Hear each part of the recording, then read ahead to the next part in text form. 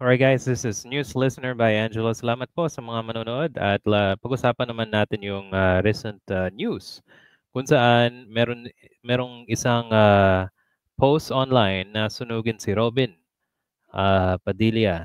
Okay?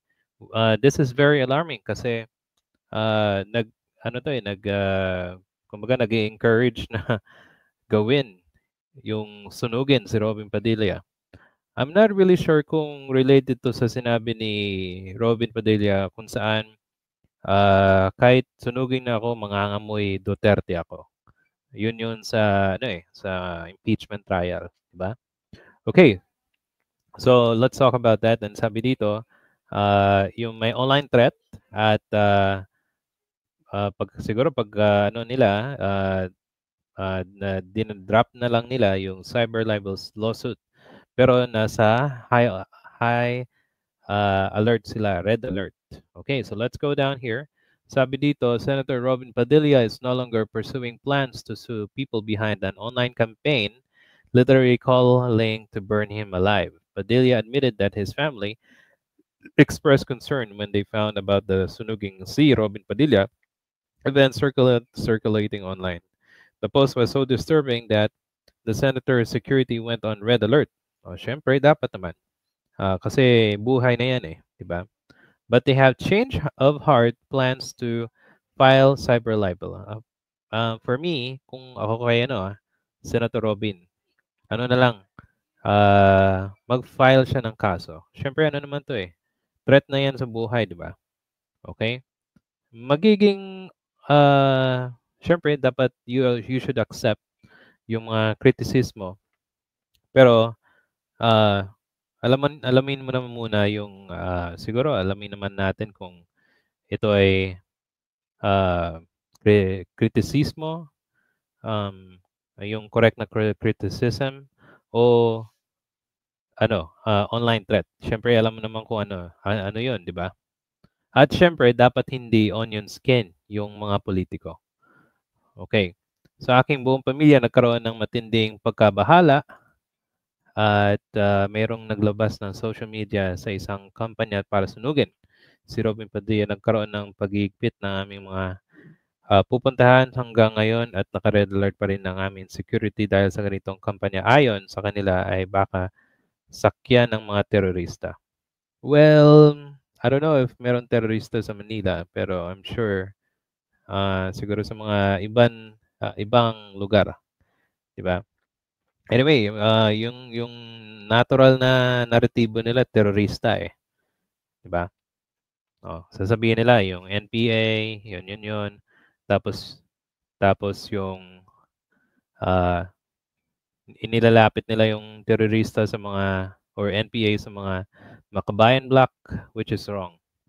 Okay, anyway, ano naman yan eh. According to Padilla, they consulted NBI and agreed to file a complaint against those behind, but changed his mind. O sana tinuloy na lang ni Senator Robin, di ba? Sabi dito, the online event Sunugin, which ran June 10 to June 21, which created by the Facebook user. So definitely, ano to eh, nung yung time na naging impeachment trial court, di ba? So ang daming interest, tapos ang daming siguro reactions, di ba? So in my opinion, siguro para kay Senator Robin, kung hindi mo gustong pag pagsabihan ka siguro, pagsalitaan ka ng mga ganito, I think you need to really learn.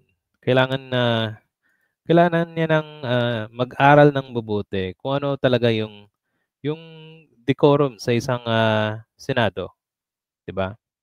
Okay. So anong ibig sabihin ng Senate decorum? Decorum, 'di ba? So I'll show you a online from Google. Hindi naman to easy naman to eh. So punta tayo dito at sabi dito, okay, pakita ko lang. Let's make it bigger for you guys. Okay, wait lang. Kita na ba? Okay, so sabi dito, Senate decorum refers to the expected standards of behavior conducted within the Senate, including respectful communication, adherence to rules, maintaining orderly environment, encompasses rule about how senators address to each other, speak during debates, participated in votes, ensuring Senate functions smoothly and dignity. So, yung kung natatandaan nyo, 3 years ago, few years ago, nung naging Senate President, di ba, nawala yung Senate decorum? Kasi puro, merong mga murahan, sabi ng inutil, tapos ano pa, may sigawan, di ba? Walang decorum na nangyayari ng panahon nung Senate President pa si Mig Zubiri. At actually hanggang ngayon walang orderly sa sa Senado. So, yung standard actually parang ang dami nagsasabing mga law experts na ang standards ngayon napakababa compared mo nung panahon nila Miriam Santiago, di ba?